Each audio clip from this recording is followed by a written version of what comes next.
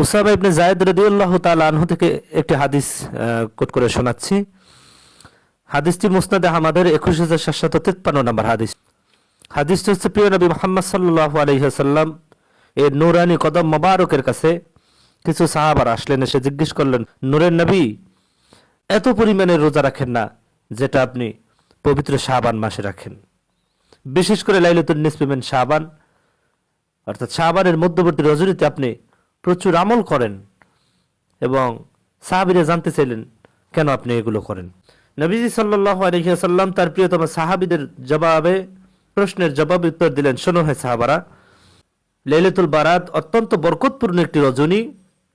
এই রজনীতে আল্লাহ তাআলা ফেরেশতার মাধ্যমে পৃথিবীর সকল মুসলমান জাতি তার বান্দাদের, আল্লাহর প্রিয় বান্দাদের, আমার উম্মতদের সমস্ত আমল নামার খাতাটা তার কাছে জমা দেওয়া হয়। সুবহানাল্লাহ। তো জমা দেওয়ার নূর নবী মুহাম্মদ সাল্লাল্লাহু আলাইহি ওয়াসাল্লামের রোজা রাখার সম্পর্ক কি, দুটোর সাথে সম্পর্ক কি? নূর নবী এটা বুঝাতে চাইলেন এবং বললেন যে আমি এই দিন রোজা রাখি এজন্যে যে আমি চাই রোজা অবস্থায় আমার আমল নামার খাতাটা রব্বুল আলামিনের কাছে জমা দেওয়া হোক। সুবহানাল্লাহ। আসসালামু আলাইকুম ওয়া রাহমাতুল্লাহি ওয়া বারাকাতুহু। সম্মানিত প্রিয় ফেসবুক ভাইয়েরা, বন্ধুরা, আশা করছি সকলে ভালো আছেন। মহান রব্বুল আলামিনের দরবারে অসংখ্য অগণিত শুকরিয়া ও সুজুদ যে আল্লাহ রব্বুল আলামিন আমাদিগকে পৃথিবীর জমিনে সর্বশ্রেষ্ঠ জাতি হিসেবে, বনি আদম হিসেবে, আদম সন্তান হিসেবে আমাদেরকে দুনিয়ার জমিনে প্রেরণ করলেন এবং শেষ নবী মুহাম্মদ মুস্তাফা নুরুন আলা নূর, সৈয়দুস সাকালাইন, ইমামুল মুরসালিন, হাবিবুল আম্বিয়া, আশরাফুল আম্বিয়া, নূরুন আলা নূর, নূরুল মুহাম্মদুর রাসূলুল্লাহ সাল্লাল্লাহু আলাইহি ওয়াসাল্লামের শেষ জামানার আখিরি জামানার নবীর আখিরি উম্মত হিসেবে আমাদেরকে কবুল আর মঞ্জুর করলেন। এজন্যই আমরা মহান রব্বুল আলামিনের দরবারে কোটি গুণ শুকরিয়া আদায় করছি, আলহামদুলিল্লাহ। সম্মানিত শ্রোতা, আজ আপনাদের সম্মুখে পবিত্র মহিমান্বিত একটি রাত নিয়ে আপনাদের সম্মুখে আলোচনা করব। রব্বুল আলামিনের দেয়া নিয়ামত, বরকতপূর্ণ এক রজনী, যেটা সম্পর্কে সূরা দুখানের 3 নম্বর আয়াতে আল্লাহ রাব্বুল আলামিন বলেছেন, ইন্না আনজালনাহু ফি লাইলাতিল মুবারাকাতিন ইন্না কুন্না মুনজিরিন। অর্থাৎ মহান রব্বুল আলামিন এই রাত্রটিকে আল্লাহ তাআলা আমাদেরকে বরকত স্বরূপ দিয়েছেন। প্রিয় ভাইরা,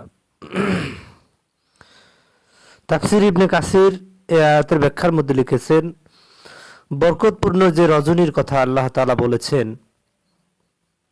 অর্থাৎ কোরআন নাজিল করেছেন বরকতপূর্ণ রজনীতে, এটি লাইলাতুল কদরের কথা উল্লেখ করেছেন। উনি আরো বলেছেন যে এই বরকতপূর্ণ রজনী বোঝাতে আল্লাহ তাআলা লাইলাতুল বারাতকে বুঝিয়েছেন, অর্থাৎ লাইলাতুন নিসফি মিন শাবান, শাবানের মধ্যবর্তী একটি রাত্র আছে বরকতপূর্ণ, এই রাত্রটিকে বুঝিয়েছেন। প্রিয় ভাইরা, সেই মহিমান্বিত রাত্রিটি আমাদের সামনে আসতেছেন। আমি আপনাদেরকে খুব সংক্ষিপ্ত সময়ের মধ্যে আপনাদেরকে রাত্র সম্পর্কে, অত্যন্ত ফজিলতপূর্ণ মহিমান্বিত রাত সম্পর্কে আপনাদেরকে পবিত্র হাদিস শরীফ থেকে দুই একটি কথা শোনানোর চেষ্টা করব ইনশাআল্লাহ। সম্মানিত হাজিরিন, এই মহিমান্বিত রাতের মান, মর্যাদা, মহত্ব, গুণাগুণ, ফলাফল, বরকতকে বুঝাতে গিয়ে প্রিয় নবী মুহাম্মদ সাল্লাল্লাহু আলাইহি ওয়াসাল্লামের মুখ নিঃসৃত জবানের একটি হাদিস আপনাদেরকে শোনাচ্ছি। হাদিসটি সুনান ইবনে মাজার 1390 নম্বর হাদিস এবং মুসনাদ আহমদের 6642 নম্বর হাদিস এবং সহিহ ইবনের মধ্যে 5660 নম্বর হাদিস, 65 নম্বর হাদিস। তো আপনাদেরকে তিনটি হাদিসের তর থেকে আমি যে হাদিসটি পেয়েছি সেটি হচ্ছে প্রিয় হাবিব মুহাম্মদ সাল্লাল্লাহু আলাইহি ওয়াসাল্লামের এই লাইলাতুল বারাত তথা লাইলাতুন নিসফি মিন শাবানের বরকত সম্পর্কে, যেটা আমাদের নবী সাল্লাল্লাহু আলাইহি ওয়াসাল্লাম বলেছেন। এখানে প্রিয় নবী মুহাম্মদ সাল্লাল্লাহু আলাইহি ওয়াসাল্লাম বলেছেন যে শাবানের মধ্যবর্তী রজনী যখন আমার উম্মতের মাঝে আসে, আমি মুহাম্মদ সাল্লাল্লাহু আলাইহি ওয়াসাল্লাম এর কাছে লাইলাতুল নিসফি মিন শাবান, শাবানের মধ্যবর্তী রজনী অর্থাৎ লাইলাতুল বারাত যখন উপস্থিত হয়, ওই দিনকা সন্ধ্যা যখন হয়ে যায় তখন আল্লাহ রাব্বুল আলামিন নিজে প্রথম আসমানে নেমে আসেন। সুবহানাল্লাহ। প্রথম আসমানে নেমে এসে আল্লাহ রাব্বুল আলামিন তার গুনাহগারকে ডাকেন এবং তাদেরকে ডেকে ডেকে বলেন, কে আছো যার ক্ষমা প্রয়োজন সে আমার কাছে চাও, আমি তোমাকে ক্ষমা করে দিব। কার রিজিক দরকার সে আমার কাছে রিজিক চাও, আমি আল্লাহ রাব্বুল আলামিন তোমাকে রিজিক দান করব। কে আছো গুনাহ করেছো। এভাবে আল্লাহ রাব্বুল আলামিন তার বান্দাদেরকে ডাকতে থাকেন প্রথম আসমানে এসে এবং তাদেরকে ক্ষমা করে দেন। শুধু দুই ব্যক্তিকে ছাড়াই হাদিসের মধ্যে পাওয়া যায় যে আল্লাহ রাব্বুল আলামিন দুই ব্যক্তিকে ছাড়া বাকি সবাইকে ক্ষমা করে দেন।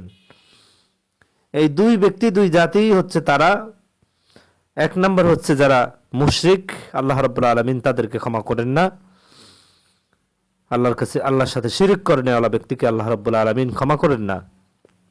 দুই নম্বরে হিংসুক ব্যক্তিকে আল্লাহ রাব্বুল আলামিন এ রাত্রে মাফ করেন না।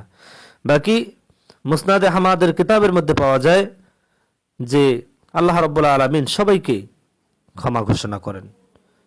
সুবহানাল্লাহ।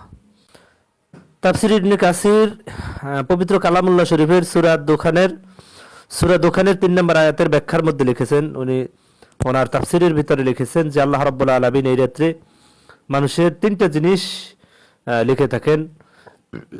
এক নম্বর হচ্ছে মানুষের রিজিকের ব্যবস্থা, এক বছরে তার কতটুকু রিজিক আসবে সেটি আল্লাহ রাব্বুল আলামিন নতুন করে বন্টন করেন।